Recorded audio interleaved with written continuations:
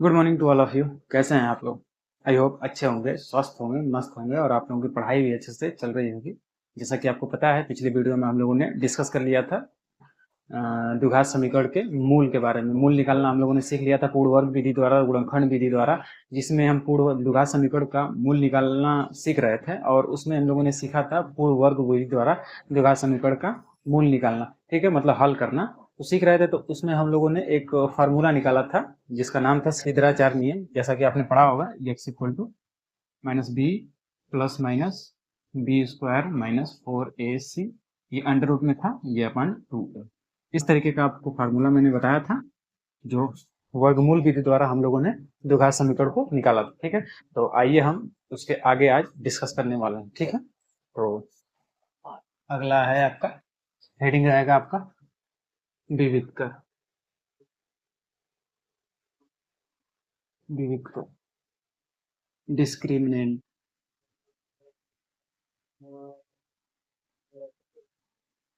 Discriminant मतलब विविधकर, समझे? जैसे अब इसका इस्तेमाल हम लोग क्यों करते हैं, विविधकर का इस्तेमाल हम इससे क्यों पढ़ते हैं? देखो, किसी भी द्विघात समीकरण का जनरली हम लोग उसके मूलों की प्रकृति जानने के लिए, कि इसके मूल कैसे हैं, धनात्मक हैं या काल्पनिक हैं या ऋणात्मक हैं, इन सब चीजों के बारे में जानने के लिए हम लोग विविधकर का इस्तेमाल करते हैं, ठीक है। तो इसको समझ लेते हैं हम लोग। जैसे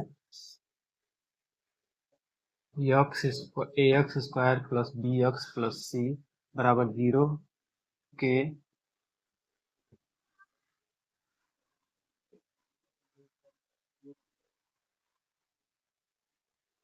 द्विघात के रूप के द्विघात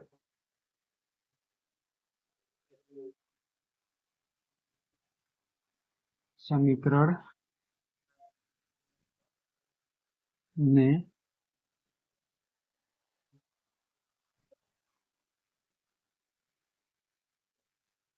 का व्यंजक बी स्क्वायर माइनस 4ac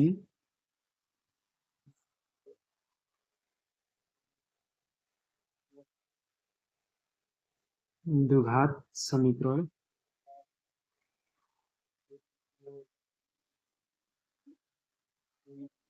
समीकरण का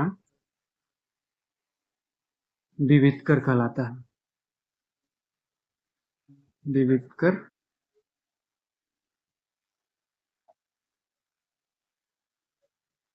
विविधकर कहलाता है, ठीक है।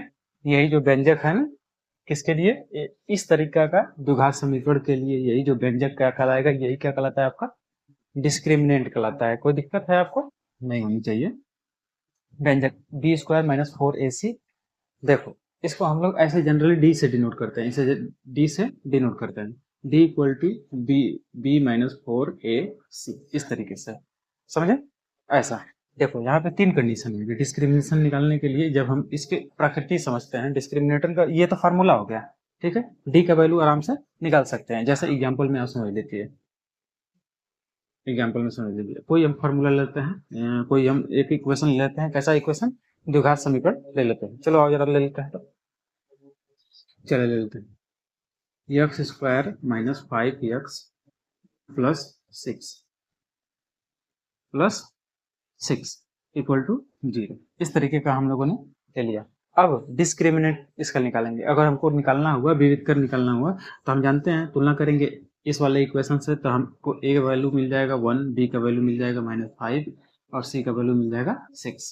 इस तरीके से हमको ए बी सी का मान मिलेगा, ठीक है। तो अब हमको निकालना है क्या? विविधकर निकालना था। डी इक्वल टू हम जानते हैं क्या होता है, B square minus 4ac।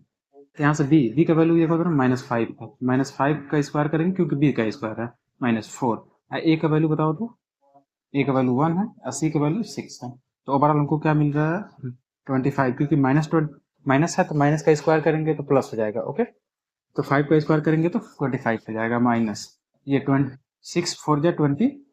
Overall हमको क्या वैल्यू मिल गई? 1 मिल गई। तो डी का वैल्यू क्या मिला? 1। इस तरीके से आप निकाल लेंगे, ओके, कोई दिक्कत नहीं होनी चाहिए। चलिए हम एक और एग्जांपल देख लेते हैं, दूसरा।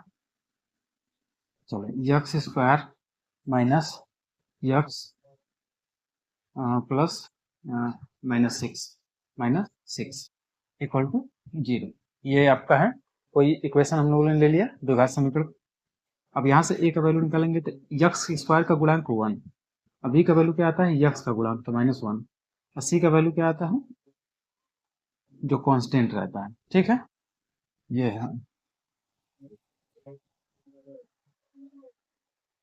इस पे भी हम लोग सवाल बनाना सीखेंगे। ठीक है, चलो यहाँ से निकालेंगे d इक्वल टू डिस्क्रिमिनेंट में निकालिए। d इक्वल टू क्या मिल जाएगा b स्क्वायर माइनस 4ac होता है। चलो d का वैल्यू हमको मिल जाएगा b की जगह क्या रखेंगे -1, क्योंकि b का वैल्यू क्या है -1 होता है, इस पर स्क्वायर करना पड़ेगा -4। a का वैल्यू बताओ तो क्या है 1, c का वैल्यू क्या है -6 है। ठीक है, तो बार देखेंगे तो 1 मिल जाएगा, माइनस में माइनस का मल्टीप्लाई करेंगे तो प्लस हो जाएगा, 24 मिल जाएगा। तो हमको क्या मिल गया वैल्यू जी 25 मिल जाएगा, डी का वैल्यू 25। ऐसे करके हम डिस्क्रिमिनेंट निकालते हैं। ठीक है, नोट कर लेंगे इसको। ये हुआ आपका विविध कर, नोट कीजिए।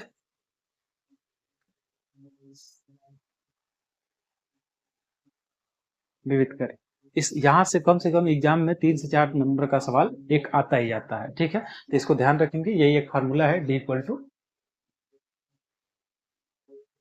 Equal to b square -4ac। ठीक है, ये इसका जो डेफिनेशन हो जाएगा।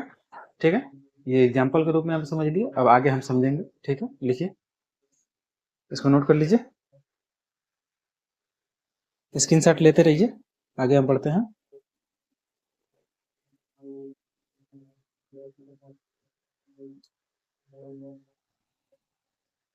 चलिए आइए,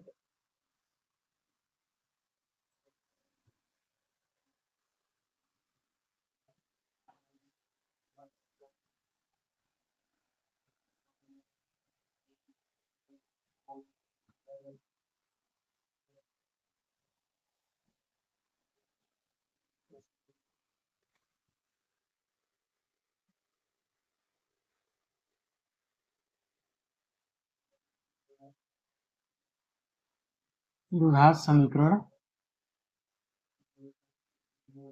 के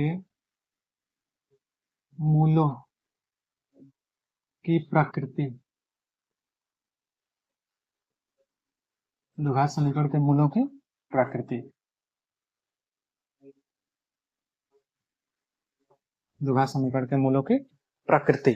ठीक है, हम वही फार्मूला डिस्क्रिमिनेंट वाला ही इस्तेमाल करेंगे और उसके मूलों की प्रकृति हम लोग निकालेंगे। ठीक है, चलिए आइए देखते हैं जरा।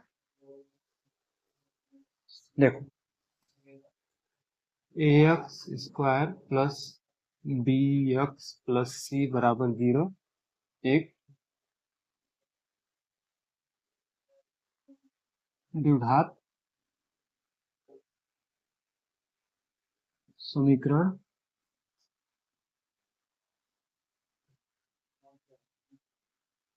है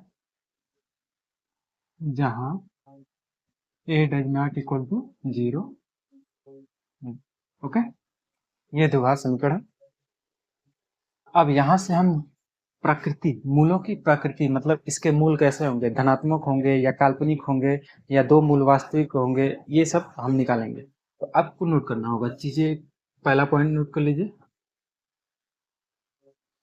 कभी भी डी ग्रेटर देन 0, जी जो होगा ग्रेटर देन 0 होगा, तो क्या होगा दो मूल वास्तविक,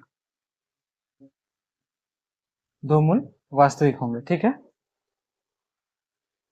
दूसरा नंबर डी इक्वल टू 0 हो तो भी दो मूल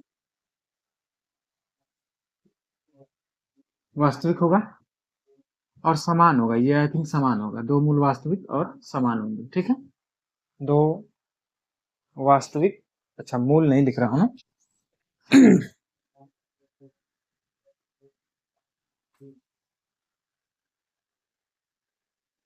दो मूल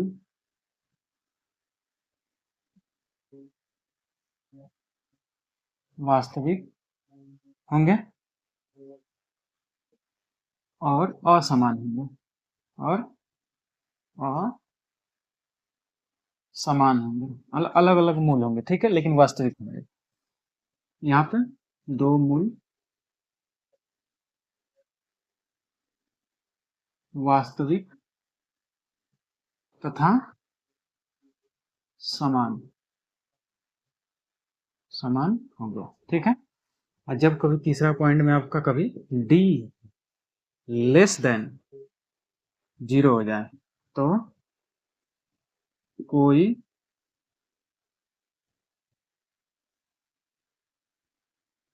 वास्तविक मूल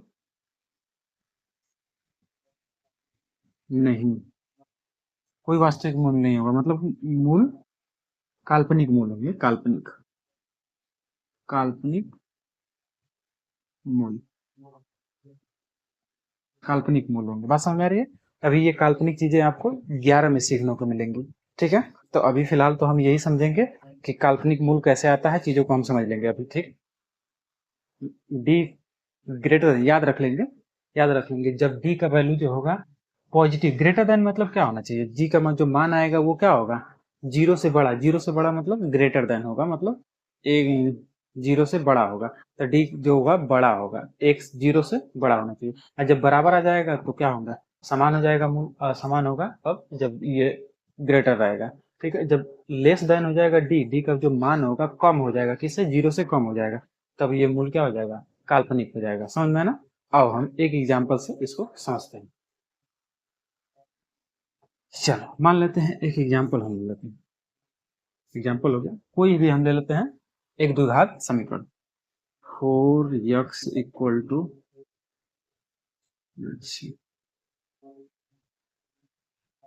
x plus 5x plus 6 equal to 0। तभी देखें हम इसका डिस्क्रिमिनेंट निकालेंगे, क्योंकि मूल की प्रकृति बताना है, प्रकृति बताना हमको, तो निकालेंगे क्या, लिखेंगे ऐसे के मूलों की प्रकृति बताइए, नेचर बताइए इसका, ठीक है, इसके मूल कैसे नेचर है, ठीक है। यहाँ से a इक्वल टू हम निकालेंगे तो 1 मिलेगा, b इक्वल टू 5 मिल जाएगा और c इक्वल टू 6 मिल जाएगा। कैसे आया, ये हम तुलना किए हैं, किससे तुलना किए हैं, ax square plus bx plus c से तुलना करने पर हमको ये मान मिला है। अब यहाँ से हम d का वैल्यू निकालेंगे, d का वैल्यू निकालते हैं, d बराबर हम जानते हैं, अभी पढ़ के आए हैं, b स्क्वायर माइनस 4ac, इस तरीके से पढ़ के आए हैं हम। चलो डी, ये मान निकालो थोड़ा, बी का वैल्यू रखते हैं 5 का स्क्वायर माइनस 4 इंटू ए का वैल्यू 1 टू 6, ओवरऑल देखेंगे तो क्या मिला हमको, 25 माइनस 20, तो मान मिल जाएगा हमको 1 मिला। तो डी का मान कितना मिला, 1 मिला। क्या ये डी जो है ग्रेटर देन है 0 से, डी का जो मान 1 है 0 से बड़ा है कि नहीं, 0 से तो बड़ा ही है, इसलिए इसके मूल कैसे होंगे, इसकी प्रकृति कैसी होगी, इससे मूलों की प्रकृति कैसी हो जाएगी, दो मूल वास्तविक तथा असमान होंगे, दो मूल वास्तविक होंगे, दो मूल वास्तविक होंगे, दो मूल वास्तविक तथा असमान भी होंगे। अगर इनका हम गुणनखंड करके भी देख लेते हैं, क्या ये दो मूल वास्तविक और असमान आ रहे हैं कि नहीं। आइए जरा हम इसे चेक कर लेते हैं, तो इधर ही चेक कर देते हैं। चलो x square plus 5x plus 6 equal to 0।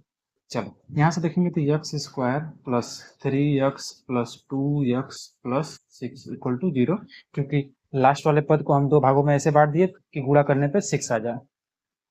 चलो यहाँ से x कॉमन कर लेंगे, x प्लस 3, यहाँ से 2 कॉमन कर लेंगे, प्लस 2 कॉमन कर लेंगे, x plus 3 equal to 0।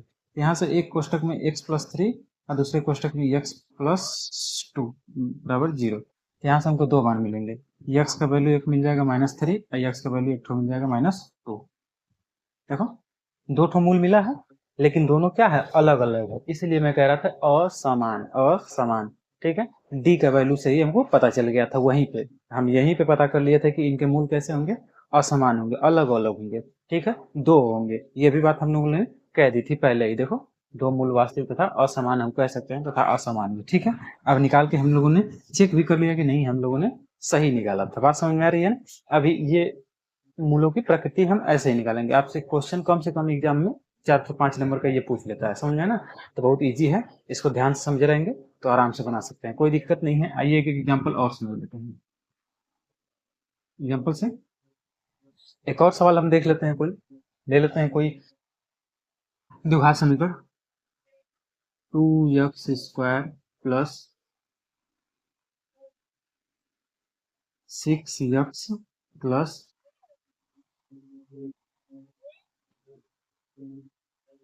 3। Okay,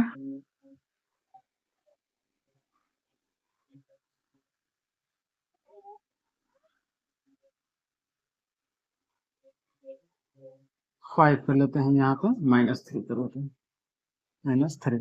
okay, देख इस तरीके से बराबर 0। ये एक द्विघात समीकरण है। यहाँ से हम क्या करेंगे, प्रकृति निकालनी है, इसकी प्रकृति, इसका नेचर बताना है, नेचर, मूलों का नेचर।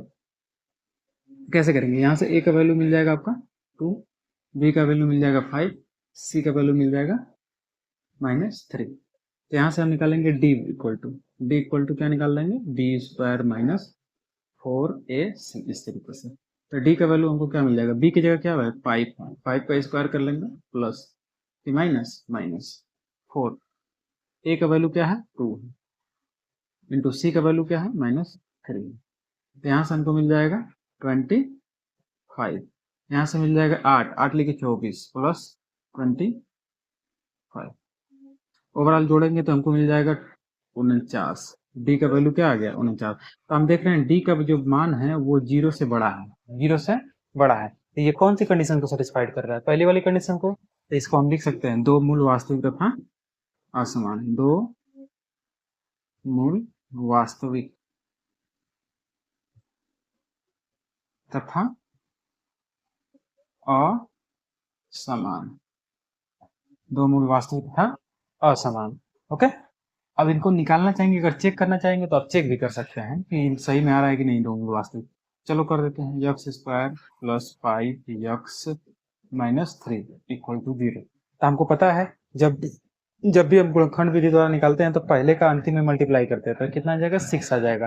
और बीच वाले को ऐसे दो भागों में तोड़ते हैं कि गुणा करने पे 6 आ जाए और मल्टीप्लाई जोड़ने पे कितना आ जाए 5 आ जाए। ठीक है, तो हम इस तरीके से तोड़ सकते हैं, 2x² प्लस 6x -3 = 0। देखो 6 से मल्टीप्लाई करेंगे 6 हो जाएगा, आई घटाने पे आ जाएगा। 2x कॉमन कर लेते हैं तो x प्लस 3 मिल जाएगा, यहाँ से -1 कॉमन कर लेंगे, x प्लस 3 मिल जाएगा = 0। यहाँ से 2x -1 और यहाँ से x प्लस 3 बराबर 0। तो ओवरऑल हमको यहाँ से वैल्यू मिल जाएगी आपको, x = -3 और एक x = 1/2। देखो यक्स का कट मान मिला है, दो ठो मिला है, और वो भी कैसा मान मिला है, अलग अलग मिला है, असमान मिला है, जैसा कि हम लोगों ने पहले ही बता दिया था। ठीक, दो मूल वास्तविक तथा असमान है। बात समझ में आ रही है, ये तो चेक करने के लिए था। ठीक है, अभी आपसे सिर्फ इक्वेशन देगा और नेचर पूछ लेगा, इसका प्रकृति पूछता है, तो आप लगा लेंगे इसको, कुछ भी मुश्किल नहीं है, बहुत इजी है। ओके, तो ये चीज आप ध्यान रखिएगा, 3 चीज। ठीक है, तो नोट कर लीजिए, इसको जरा नोट कीजिए। एक दो सवाल और करते हैं इसका है, ये आप ध्यान रखिएगा। ठीक है,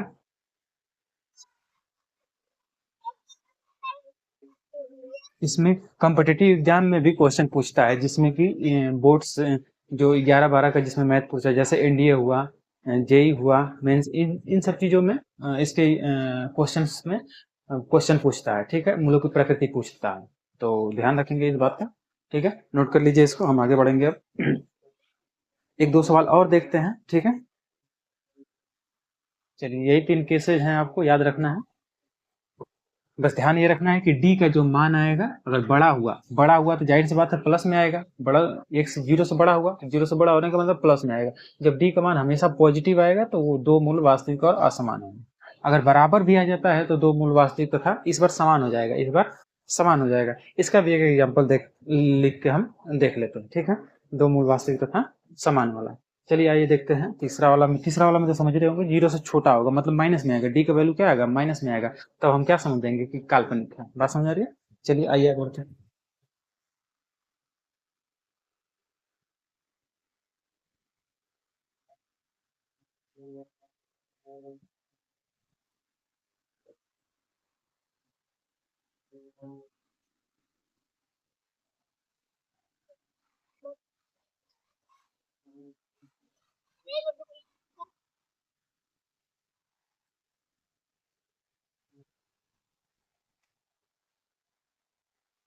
चलो अब आते हैं, अब दूसरा एक एग्जाम्पल लेते हैं जिसमें दो मूल वास्तविक तथा समान है। कुछ ऐसा लेते हैं जैसे कि एग्जाम्पल में एक हम ले लेते हैं सवाल, x square plus 6x plus 9 equal to 0। ये भी द्विघात समीकरण है क्योंकि इसकी सबसे बड़ी घात क्या है, 2 है। ठीक है, यहाँ से a का वैल्यू निकालेंगे तो आपको पता है एक मिलेगा, b का वैल्यू क्या मिलेगा, 6 मिलेगा, c का वैल्यू 9 मिलेगा। किससे तुलना करने पर, ax square plus bx plus c से तुलना करने पर। ठीक है, यहाँ से हम d का वैल्यू निकालते हैं। हम लोग की प्रकृति हमको बताना है कि d का वैल्यू निकालते हैं। d का value d equal to b square minus 4ac होता है। चलो तो डी को मान मिल जाएगा आपको, बी की जगह क्या है, 6 का स्क्वायर कर लिए माइनस 4 इंटू ए की जगह क्या है 1 इंटू सी की जगह 9। तो ओवरऑल हमको क्या मिल जाएगा, 36 माइनस 9 के 36, ओवरऑल हमको 0 मिल गया। तो डी का वैल्यू क्या मिल गया, 0 के बराबर मिल गया। तो इस तरीके से ऐसा केस रहेगा तो क्या करेंगे, दो मूल वास्तविक तथा समान होंगे, दो मूल वास्तविक तथा समान, दो मूल वास्तविक तथा समान होंगे। ठीक है, अभी हम इसको हल भी करेंगे तो हमको दो मूल मिलेगा, वास्तविक मिलेगा, और क्या मिलेगा, वास्तविक मतलब क्या, काल्पनिक नहीं होना चाहिए, अंडर रूट में माइनस नहीं होना चाहिए, बाकी सब कोई भी संख्या आ सकता है, समझ में आया? अब इसको हल करके हम देख लेते हैं कि सही में दो मूल वास्तविक और समान आ रहे हैं कि नहीं। चलो हल करते हैं, x square plus 6x plus 9 equal to 0। चलो इस तरीके से देखते हैं, तो एक्स स्क्वायर प्लस 2, सॉरी इसको बीच वाले को ऐसे तोड़ो कि जो गुणा गुणा करने पे 9 आ जाए, और जोड़ने पर 6x प्लस 6x, देखो मल्टीप्लाई करने पे 9 आ जाएगा, जोड़ने पर 6 आ जाएगा, प्लस 9 इक्वल टू 0। तो यहाँ से x कॉमन कर लेंगे तो x प्लस 3, और प्लस 3 यहाँ से कॉमन कर लेंगे, x प्लस 3 इक्वल टू 0। तो यहाँ से हमको वैल्यू मिल जाएगा x प्लस 3, a को मिल जाएगा, a को मिल जाएगा ब्रैकेट में x प्लस 3। ठीक है, तो यहाँ से एक ठो मान मिल जाएगा x बराबर -3, और दूसरा वाला मान भी मिल जाएगा x बराबर -3। इसलिए यहाँ पे देखेंगे तो दो मूल हुए लेकिन वास्तविक हुए, और क्या, असमान नहीं, समान हो गए हैं, दो मूल समान हो गए हैं, समान हो गए हैं। समझ में आना? तो ये देखो एग्जाम्पल हो गया दूसरा केस वाला, समझ में आना? अब हम तीसरा केस का भी एक एग्जाम्पल ले लेते हैं जिसमें क्या हो, काल्पनिक मामला आ जाए। ठीक है, काल्पनिक के लिए आइए चेक करते हैं जरा, कोई हम इक्वेशन लेते हैं।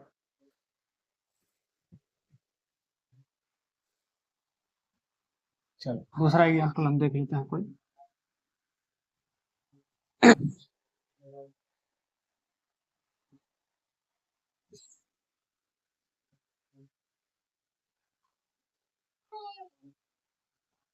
2x स्क्वायर प्लस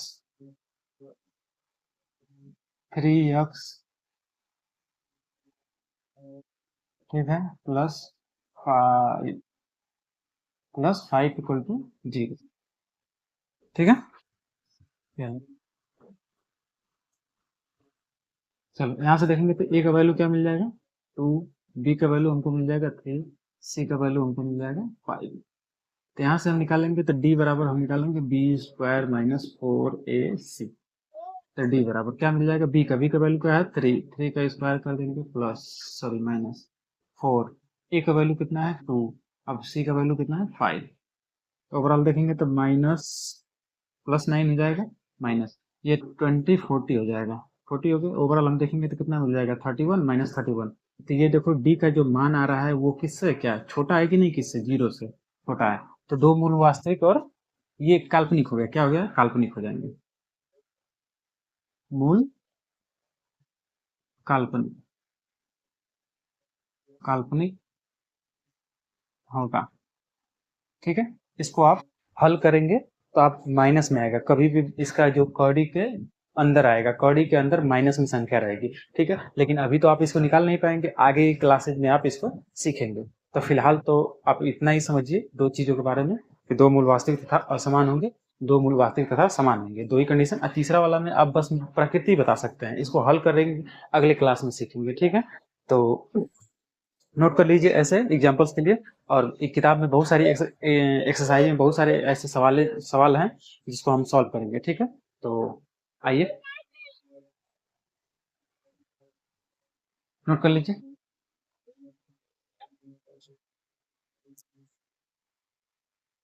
चलिए तो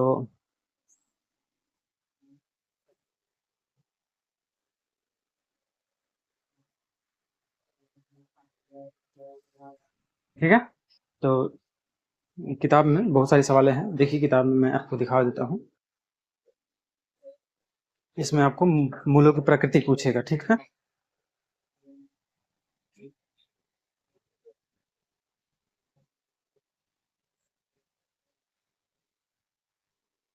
मूलों की प्रकृति। जैसे देखो सवाल कह रहा है, क्या बोल रहा है इसमें सवाल। जैसे एक सवाल मैं आपको पढ़ के सुना देता हूँ, बता देता हूँ। देखो कह रहा है कि द्विघात समीकरणों के मूलों की प्रकृति ज्ञात कीजिए। प्रकृति ज्ञात कीजिए, यदि मूल का अस्तित्व हो तो उन्हें भी ज्ञात कीजिए। मूल का अगर अस्तित्व हो, मतलब प्रकृति क्या हो, दो मूल वास्तविक समान हो, मतलब दो ठो ऊपर वाला कंडीशन अगर सेटिस्फाइड है, तब उसके मूल भी ज्ञात कीजिए। यदि नहीं है तो मूलों की प्रकृति में अगर वो काल्पनिक आता है तो उसका मान नहीं ज्ञात करने के लिए कह रहा है। ठीक है, तो ऐसे सवाल आप सॉल्व कर सकते हैं, कोई दिक्कत नहीं है।